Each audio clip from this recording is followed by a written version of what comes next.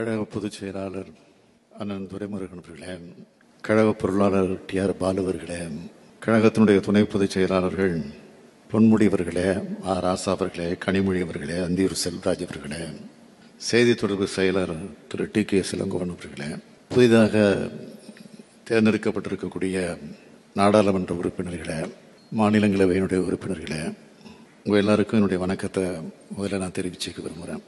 உங்களை எல்லாம் பார்க்கும்போது எனக்கு மிக மிக மகிழ்ச்சியாக இருக்கு.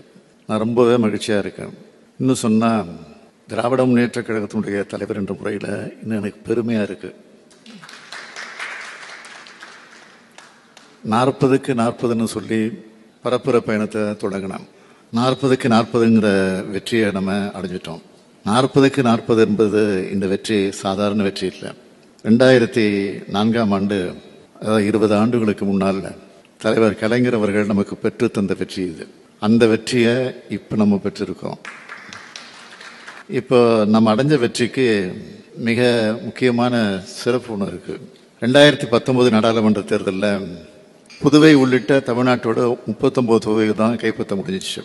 ஒரே ஒரு தொகுதியில வெற்றி வாய்ப்பு இழந்தோம். இந்த தேர்தலில் அந்த ஒன்றையும் சேர்த்து 40க்கு 40 வென்றிருக்கோம். 2வது தேர்தலில் முழுமையான வெற்றியை பெறுவது என்பது சாதாரணமானது இல்லை. சாதனை, மிகப்பெரிய சாதனை. இது வரலாற்று சிறப்புமிக்க சாதனையாக அமைந்திருக்கிறது.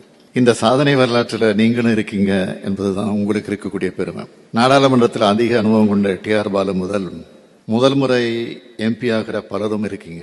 மிக மிக குறைஞ்ச வயசுல அருண் நேரு பெரம்பலூர் எம்பி ஆகியிருக்காரு. இப்படி எல்லோரும் இதில் இருக்கீங்க. வெற்றி பெறுபவரே வேட்பாளர் என்ற அடிப்படையில் தான் உங்களுக்கு வாய்ப்பு வழங்கப்பட்டுச்சு. உங்களுக்கு இத்தகைய பெரிய வாய்ப்பை கொடுத்த கழகத்துக்கும் உங்களுக்கு வாக்களித்த தமிழ்நாட்டு மக்களுக்கும் மிக மிக உண்மையா நீங்க இருக்கணும். இதுதான் கழகத் தலைவர்ங்கிற முறையில் நான் வைக்கிற என்னுடைய பணிவான வேண்டுகோள்.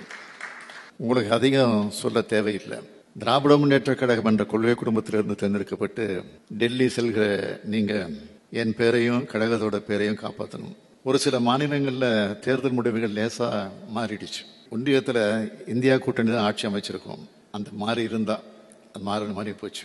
அதே நேரத்தில் மிகப்பெரிய பெரும்பான்மை மட்டுமல்ல, ஆட்சி அமைக்க தேவையான அளவுக்கு செல்வாக்கை கூட பாஜகவால் அடைய முடியல. 370 தொகுதியில் வெற்றி பெறுவோம், 400 தொகுதியில் வெற்றி பெறுவோம்னு சொல்லி கடைசியில் 240க்கு இறங்கிடுச்சு பாஜக.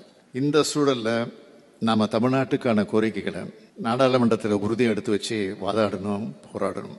ஏராளமான வாக்குறுதிகளை நாம் மக்கள் மன்றத்தில் வச்சிருக்கோம். அவை எல்லாத்தையும் நாடாளுமன்றத்தை முன் வச்சு செயல்பட வைக்கணும். பலவீனமான பாஜக அரசை நம்மோட முழக்கங்கள் மூலமா செயல்பட வைக்க வேண்டிய கடமை உங்க எல்லோருக்கும் இருக்கு. நம்ம கழக தேர்தல் அறிக்கை படியுங்க.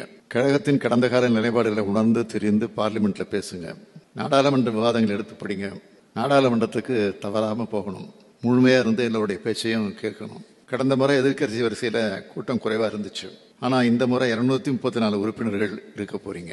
ஒரு விதத்துல பார்த்தா பாஜகவுக்கு சரிக்கு சமமா இந்தியா கூட்டணி எம்பிக்கள் இருக்க போறோம். இந்த வாய்ப்பை ஆக்கப்பூர்வமான விவாதங்களுக்கு பயன்படுத்திக்குங்க. சட்டமன்ற தேர்தலுக்கு இன்னும் 2 ஆண்டுகள் தான் இருக்கு.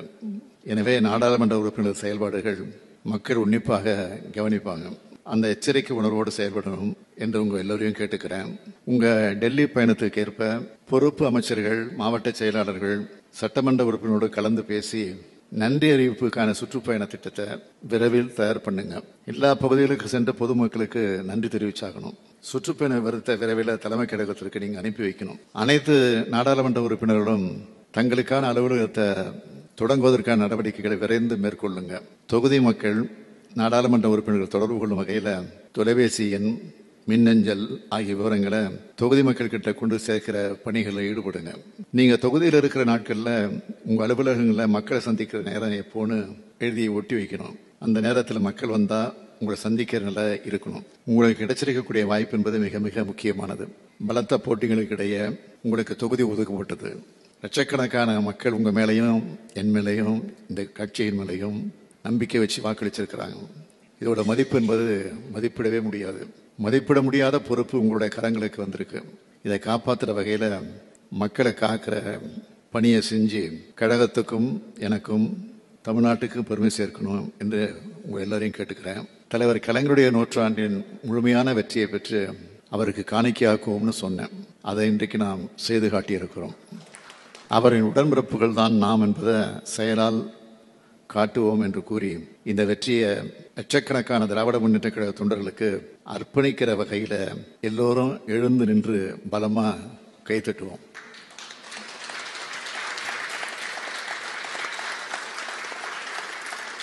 நன்றி, வணக்கம்.